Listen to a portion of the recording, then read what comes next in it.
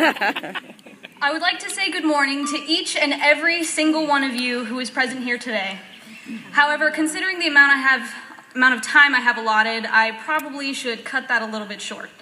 Good morning to those sitting over there on my left. Good morning to those in the middle. Good morning to everyone on the right. Good morning to everyone around me. And of course, good morning to the class of 2012. It is an honor to be standing here in the way of you all and our diplomas.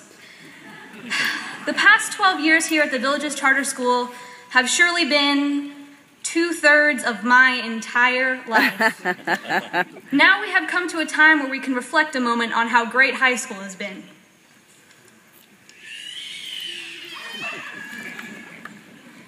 All things considered, I think we can agree that senior year wasn't so bad. We all had the opportunity to make close friends, eat breakfast before we got to school, stay up all night studying, and still manage to stay awake during every single class period.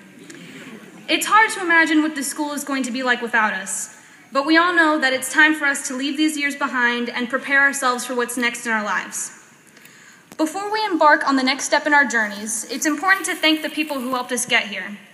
I would first like to thank all the teachers and staff of this school for working so hard to keep us engaged 8 hours a day, 5 days a week, for 4 years. I would also like to thank my parents and everyone's parents for paying most of our cell phone bills and guiding us through life. I especially want to thank all the amazing sponsors to the seniors for all the scholarships and support we have received this year. On a personal note, I want to thank my dance teacher, Miss Tiffany, for reminding me that following your dreams is the most important thing you can do in your life and pushing me continually to get better even when I thought I couldn't. I'm sure that everyone here has people like Miss Tiffany in their lives who have inspired them to become who they are. I have to honestly say that writing this speech was harder than anything I did to become valedictorian. And not only because my sister was running around the house singing "Call Me Maybe" while I was trying to write. I put so much pressure on myself. I've always been that way. It's hard for me to take others' advice, and I always want to solve things by myself. I wish that someone had told me 4 years ago that you shouldn't take life too seriously. We shouldn't let things bother us that mean so little.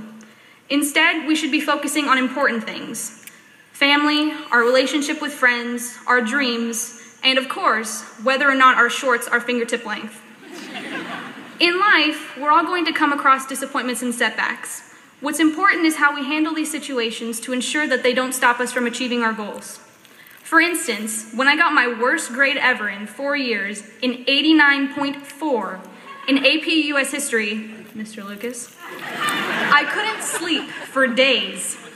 After coming out of a deep depression where I considered dropping out of school and joining a circus, I decided that I would work hard the rest of the year and refocus to achieve the grades I wanted. I had to remind myself that I was capable of rebounding. I had to remind myself that when things got difficult, I had to put in the extra effort, research, and dedication in order to get here today.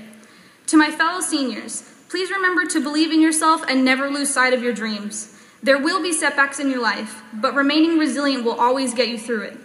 Anyone who tries to tell you differently is probably trying to sell you something. Class of 2012, this day is definitely one for celebrating, but for sure it will not be the most important event in our lives. There is so much left for us. We have so much time left to become anything and everything we want. Thank you.